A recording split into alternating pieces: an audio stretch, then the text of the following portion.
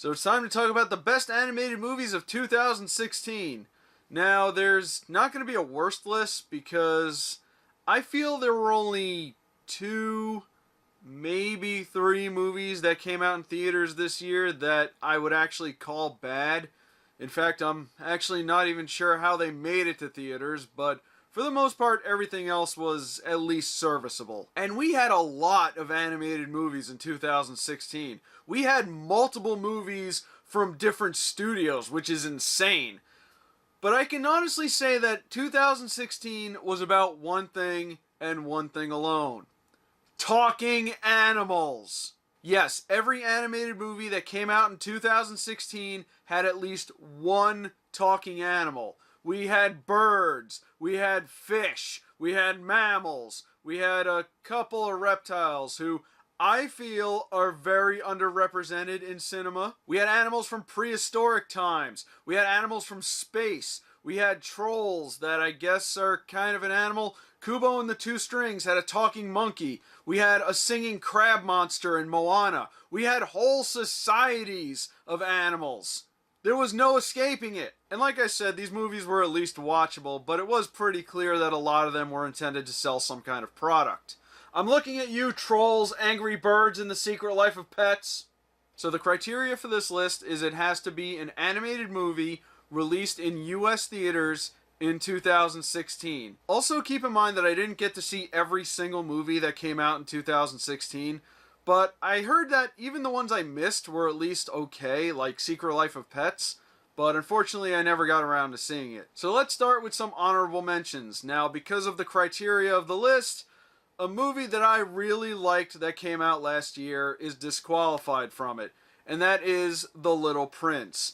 If I did put it on the list, it would be up pretty high, maybe even number one, but sadly, it got pulled from theaters at the very last minute because apparently we can't have nice things, but I still highly recommend it. It's on Netflix, so check it out when you can. I'll also give an honorable mention to Storks. It was a pretty funny movie, and it was a lot better than a movie called Storks had any right to be, so it's got that going for it. Still could have did without that useless pigeon character. So let's get into it. Number 5 is Sing. So there are two things that I really like.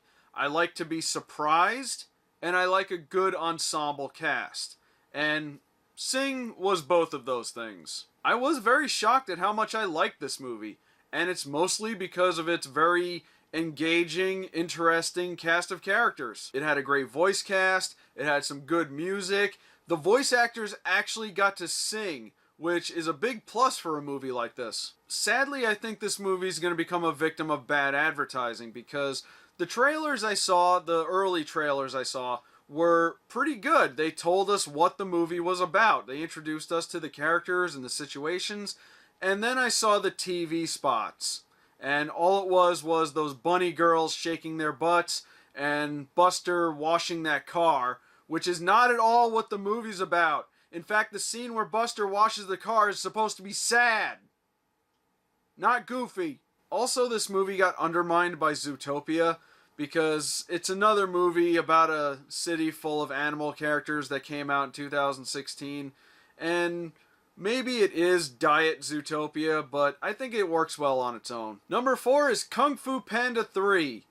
I don't think this one is as good as the previous two Kung Fu Panda movies. In fact, 2 was really great. It was kind of hard to top that.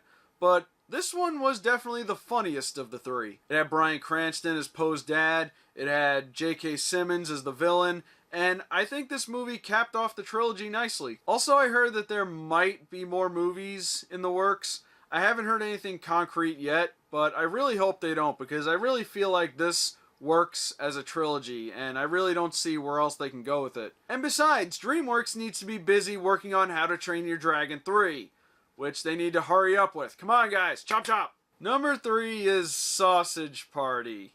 Yeah, this movie weirded me out a little bit when I first saw it, but as time went on, I think I've come to appreciate it a little more. For one thing, it's a good R-rated animated movie released in theaters.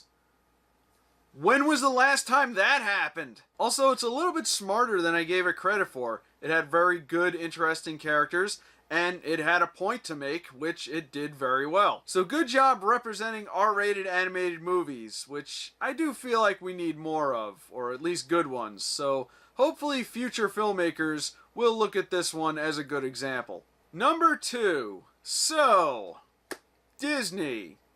You had 3 animated movies this year. And just out of principle, I think I'm only going to put 1 on the list. Finding Dory was a cute and funny movie, but at the end of the day, nobody asked for it, so I don't think I'll be putting that one in the spot. So that leaves us with Moana and Zootopia. Oh, this is a hard decision. They were both very good. But if I have to pick, I'm going with Zootopia. Out of the 3 Disney movies this year, I feel like Zootopia was the biggest, and it had a lot more interesting characters. And I feel like Zootopia had the most engaging story. Now, that's not to say Moana didn't also have an engaging story, but the big difference between Zootopia and Moana is that you look at Moana and you immediately know it's a Disney movie, and you know it's going to go through all the same motions that every single Disney movie goes through. Zootopia didn't give me that vibe. It didn't really feel like a Disney movie. It feels like Disney was trying something a little different with Zootopia, and I feel like that needs a little more appreciation. And then there was the message with Zootopia, which I still feel is a bit heavy-handed, but it certainly is a very valid message to have, especially nowadays. And number 1, because I'm the most predictable person in the world, Kubo and the Two Strings. So remember how I said Zootopia was the biggest Disney movie? This was the biggest animated movie, in both story and production. See, Zootopia is a really good cop movie, but Kubo and the Two Strings is an epic journey, and there are very few things in storytelling that can overtake that. This movie also had a really good sense of humor that was very well integrated with a serious storyline, and that's very hard to do. There was great visuals, it was great animation, and when you get a chance, look up some of the behind-the-scenes stuff for this movie. Laika really outdid themselves. It's really sad that this movie didn't do well in theaters. I haven't checked the numbers for the Blu-rays and the DVDs, but I really hope it does make its money back, because it deserves it. And yes, even with the recent unpleasantness, and if you don't know what that is, check my previous vlog or check my social media, I'm still recommending this movie because it does deserve it. I'm just not allowed to show any images of it. Thanks, Universal. But anyway, that's my top 5 animated movies of 2016 list. Leave a comment below and let me know what your favorite animated movie of 2016 was. My name is Rob, and have a wonderful day.